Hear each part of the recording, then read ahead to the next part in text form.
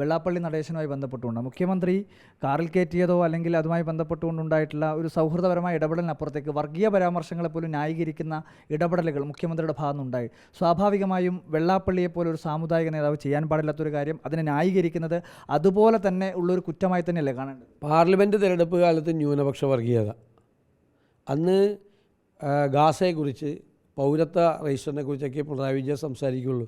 Parliament കാലത്ത് പ്രസംഗിച്ച 35 ദിവസത്തെ പ്രസംഗം എൻ്റെ കയ്യിലുണ്ട്.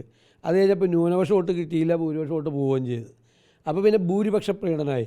അപ്പോഴാണ് ഡൽഹി പോയിട്ട് മലപ്പുറം വിരുദ്ധ ഇൻ്റർവ്യൂ കൊടുത്തത്. പിന്നെ AK ബാലനെ കൊണ്ട് പറയിപ്പിച്ചു, സജി ചെറിയാനെ കൊണ്ട് പറയിപ്പിച്ചു. എല്ലാം കുഴപ്പത്തിലാക്കി, ഇവരെല്ലാം കുഴപ്പത്തിലാക്കി. ഇപ്പോൾ ഭൂരിപക്ഷവും ഇല്ല, ന്യൂനപക്ഷവും ഇല്ല, മൊത്തം കൺഫ്യൂഷനാണ്. ആരും ഇവരുടെ കൂടെ ഉണ്ടാവില്ല. എന്തായാലും ഈ പറയുന്ന സമുദായ നേതാക്കളൊക്കെ താങ്കളെയും അടക്കം ടാർഗറ്റ് ചെയ്യുന്നൊക്കെ കാണും. എന്നെ വ്യക്തിപരമായിട്ടാണ് പറയണത്. എൻ്റെ മുന്നണിയെയോ എൻ്റെ പാർട്ടിയെയോ കുറിച്ച് അവരൊന്നും പറഞ്ഞില്ല. എന്നെ വ്യക്തിപരമായി പറഞ്ഞാൽ എനിക്കൊരു വിരോധമില്ല. എന്നെ അവർക്ക് ഇഷ്ടമല്ല, അതിപ്പോൾ എന്ത് ചെയ്യാൻ പറ്റും? എന്നെ വിമർശിച്ചു എന്ന് പറഞ്ഞിട്ട് എനിക്കെന്താ അസഹിഷ്ണുത? ഞാൻ അസഹിഷ്ണുത കാണിക്കാൻ പാടില്ല. ഞാൻ പ്രതിപക്ഷ നേതാവാണ് കേരളത്തിൻ്റെ. ഞാൻ വിമർശനത്തിന് അതീതനല്ല. എന്നെ വിമർശിച്ചോട്ടെ, തെറ്റുണ്ടെങ്കിൽ ഞാൻ തിരുത്താം.